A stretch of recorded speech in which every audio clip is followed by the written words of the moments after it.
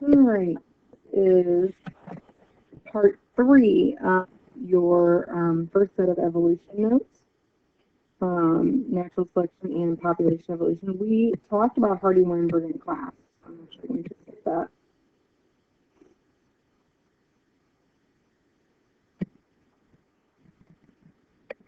All right.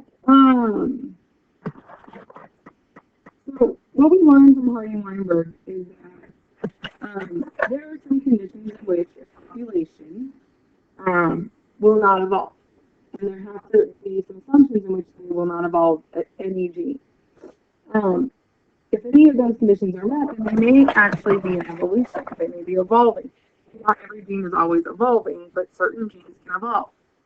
Um, the other thing we learned is that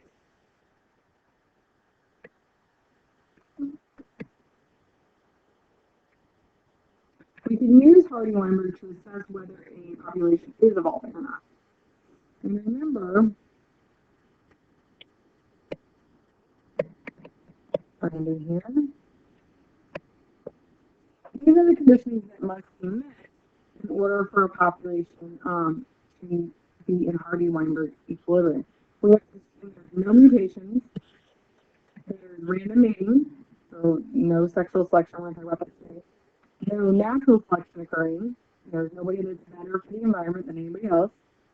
A very large population size, and no movement of genes in and out of the population. So there's not going to be a new population coming in and breeding with the current population. Typically, this is very hard to achieve. Most of the time, in some manner, small or large, populations are going to be evolving.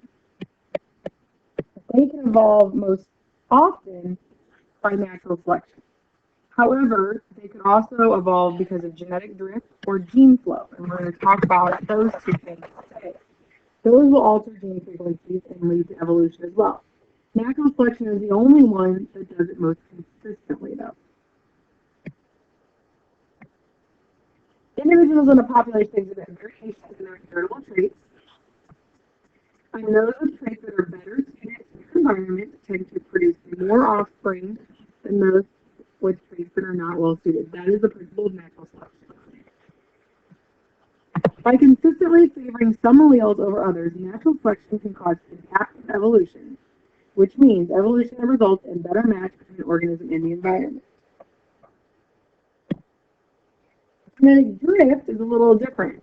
These are, very importantly, chance events that cause allele frequencies to fluctuate unpredictably from one generation to the next, especially in small populations.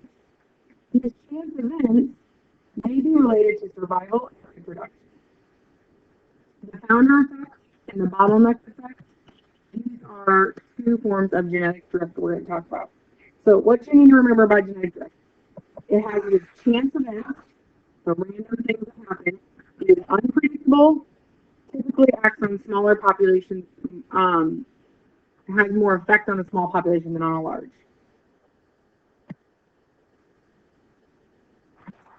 This is just looking at your population here. If for some reason these individuals were eliminated from the population, then the ones that are left, which are mainly red and the pink, are going to reproduce, and eventually you're going to notice a change in the allele frequency over time. And this is a chance event if some of these die off and what's left. Now, why is it affecting this population so drastically in such a short period of time? Well, this is a very small population. We only have 1, 2, 3, 4, 5, 6, 7, 8, 9, like 10 individuals in this population. So 5 plants leaving our population are going to make a big difference. The founder effect is one of the first type of genetic drift. A few individuals are isolated from the larger population. The smaller group may establish a new population whose gene pool differs from the source population.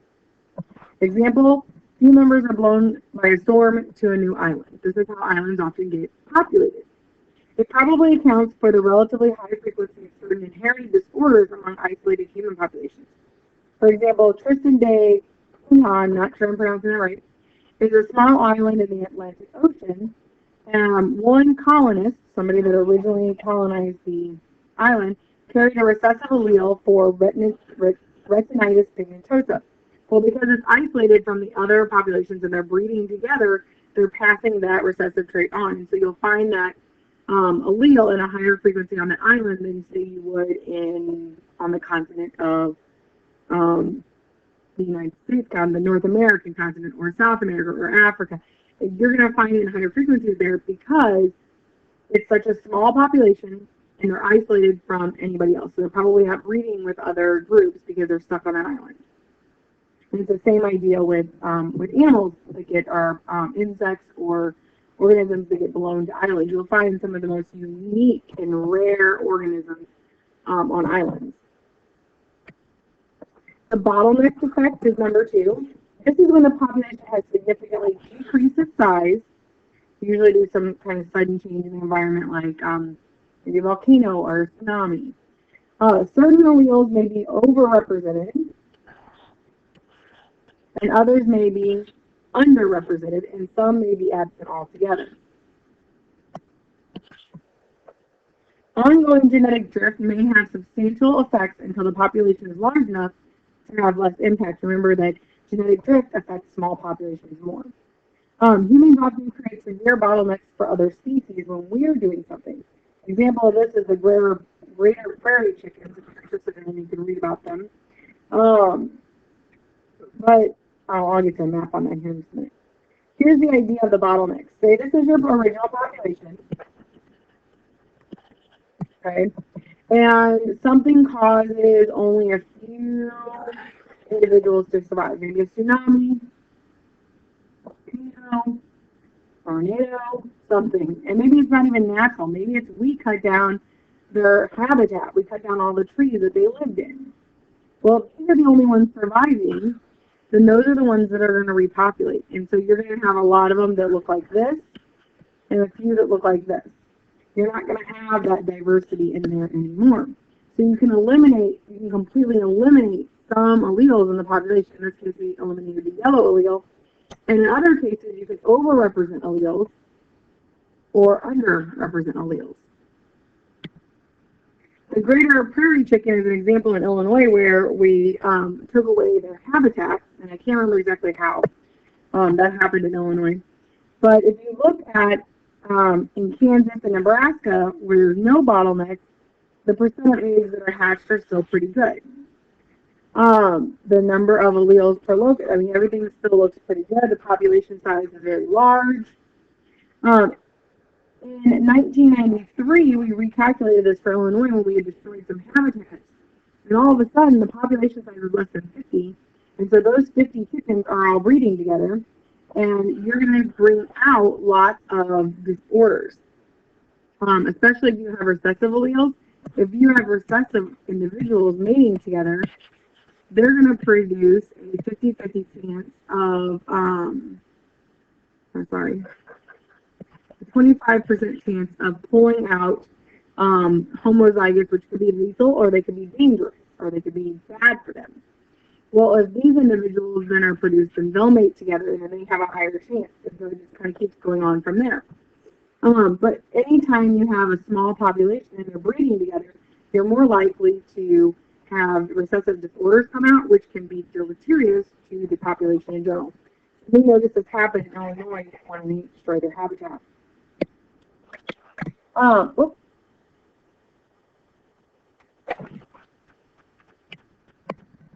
Genetic drift is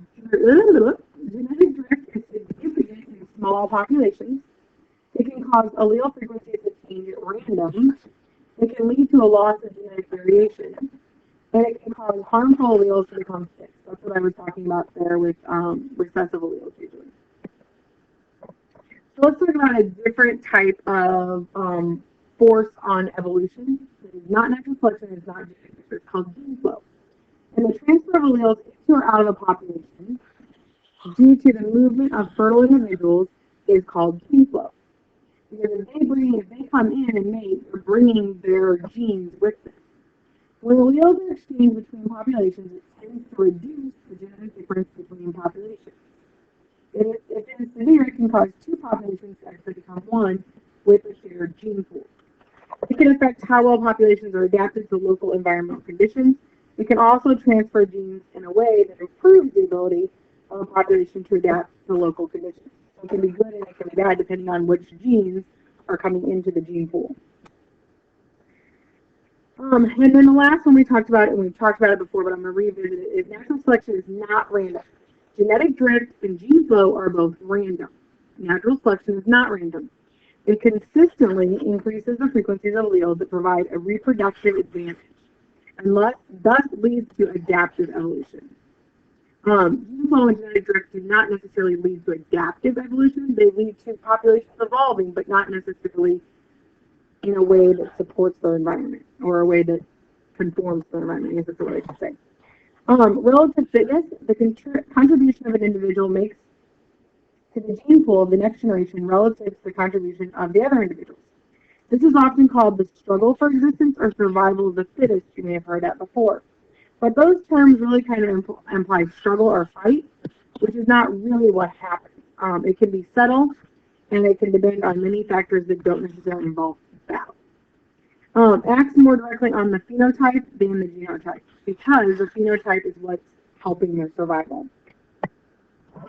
A couple of different types of natural selection. Directional selection occurs when conditions favor individuals exhibiting one extreme of the phenotype range, thereby shifting a population's frequency curve for the phenotype character in one direction or the other. I'm going to show you some graphs here in a little bit, it might make more sense. This is common when a population's environment change or individuals migrate to a new habitat. So this is going to happen when the population's environment changes or individuals migrate to a new area. Disruptive selection occurs when conditions favor individuals at both extremes of a phenotypic range over individuals with intermediate phenotypes. Stabilizing selection acts against both extremes and favors the intermediate. This reduces variation and tends to maintain the status quo for a particular phenotypic character. For example, birth weights in humans. We really don't favor extreme birth weights. Anything below 5 pounds is going to be bad, right? Anything above 9 pounds is going to be bad. And so we really favor the norm. We favor about a 7 times 9 pound baby. Because either end is going to be harmful to the baby's health. And so this is an example of stabilizing selection where we're really favoring the middle and not the extreme. So here's your original population, lots of variation, bell curve. Directional selection means that everything's shifting in one direction. Okay, this might be a mouse that's on a very dark surface, a dark sandy desert or something, and so the population over time becomes darker because that's what helps them survive from blending in. Antibiotic resistance, this is an example here. The population of bacteria has actually evolved to be more resistant. They've evolved in one specific direction. They haven't, there's still a bell curve there. There's still some extremes, the both are in the middle, but we've all gone in one direction. Disruptive selection is where the extremes are favored for one reason or another, and the norm, or the middle group, the middle is not favored. Okay, there's something about that that is not going to be advantageous for the environment. And then stabilizing selection was the example I gave with the birth weights. The extremes out here are not favored, and so everybody's kind of right there in the middle. Adaptations might not be visually dramatic, but just as important for survival and reproduction, such as an enzyme that shows improved function in cold environments. So we have to remember that adaptations might not be visually dramatic, but as long as that trait is important to survival, then it's going to evolve. Adaptive evolution occurs over time as the match between species and its environment improves.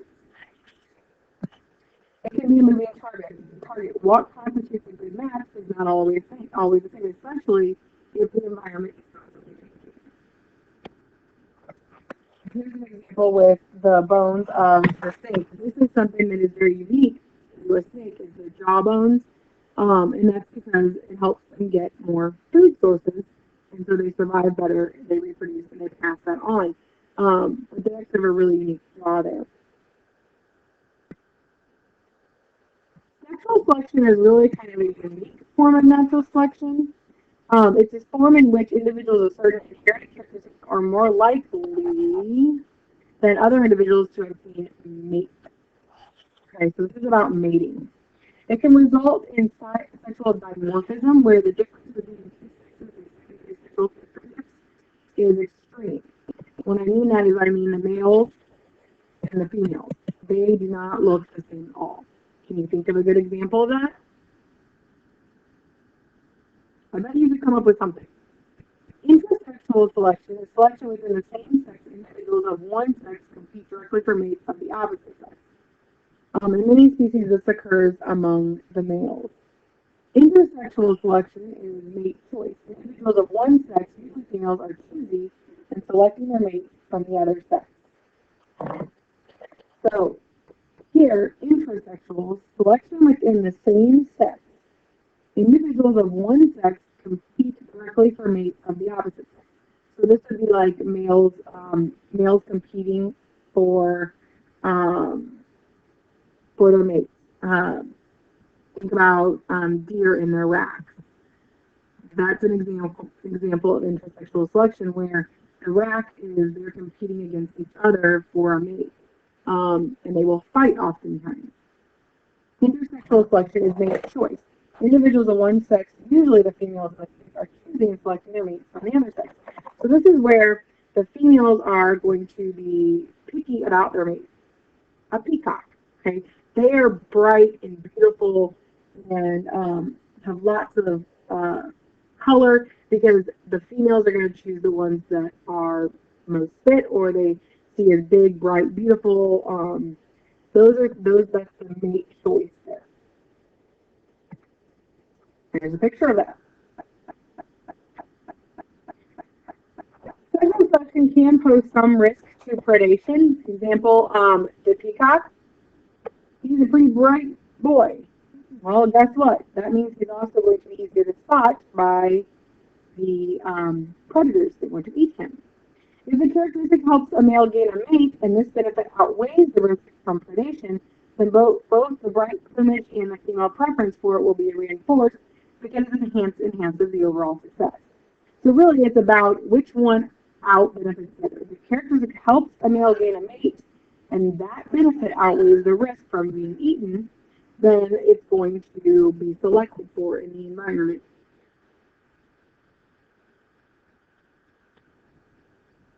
Neutral variation, differences in DNA sequences that do not confer a selective advantage. What prevents these from being culled? So we do have lots of traits in every environment, humans and animals and plants, that really are kind of neutral. They don't provide an advantage for survival, but they also don't really provide a disadvantage. I'll give an example of blue eyes. There's not an advantage to having blue eyes for your survival, but there's also not a disadvantage for having it. And so it's going to continue to come into the population. What prevents it from being filled out? That's what culled means. Diploidy. An individual with two alleles for genes, there is a considerable amount of genetic variation hidden from selection in the form of recessive alleles. Remember that you have two alleles. A lot of those alleles are hidden and they're in the recessive form. You're going to look like the dominant phenotype in this case, but you're carrying a recessive allele. And because of that, you're going to pass that recessive allele on to your children, even though it will have no advantage for survival because it doesn't appear in the phenotype. I hope that makes sense. Balancing selection is natural selection maintains more forms in a population. This is heterozygous advantage and frequency-dependent selection. We're going to get to this. So heterozygous advantage. Individuals heterozygous for trait have a greater fitness than either the homozygous. So sickle cell disease, here's an example. If you have all normal blood cells, you're going to die because of malaria. If you have all sickled cells, you're going to die of sickle cell disease. You're not going to have enough oxygen being carried to your body. But if you have both, you are actually going to have enough normal red blood cells to carry oxygen. You're probably not going to have any phenotypic effects, or too many anyway. And you also are going to have enough sickle cells that you're going to kill the malaria parasite, or your blood cells are going to kill the malaria parasite. It's not going to be able to reproduce inside you, and you're going to survive better. So that's where there's an advantage to being a heterozygous. Frequency-dependent selection is fitness of a phenotype depends on how common it is in the population. Fish in Africa that are either right-mouthed or left-mouthed. This is on 484 if you're interested. Here's the distribution of sickle cell anemia. And so this is the advantage in the population because of malaria. And then this is the fish, and I'll try to explain this really quickly, but if you're interested, you can go back to your textbook and look it up. So the fish, because of the way their jaw is formed, they either have a mouth on the right side or they have a mouth on the left side. Well, if you have a left mouth, then when you attack another fish, you're going to come up on their right side. And if you are a right mouth fish, you're going to come up on the left side. Well, this fish has two eyes, but he can't very easily watch both sides. So if there are a lot of bees in the population, he can easily watch that side. But then what's going to happen is all of a sudden this becomes an advantage to have this, and so there's going to be more of these fish because they're going to survive better because now he's watching this side, so he's going to take more chunks of air. Then these guys are going to survive better. They're going to reproduce. They're going to pass that jaw on to their offspring, and then all of a sudden he's going to start watching this side. And then these guys are going to become more frequent. And so what happens is it really just bounces up and down. And it's pretty what we call stabilizing. We're right here around the 50% for each allele because once one side gets an advantage, then he figures it out, the fish are trained to look a different way, then the other one gains an advantage. And so overall, it's pretty stable there. We call that frequency-dependent selection. So depending the frequency of the allele depends on where the selection is going to go, and typically they end up about even there.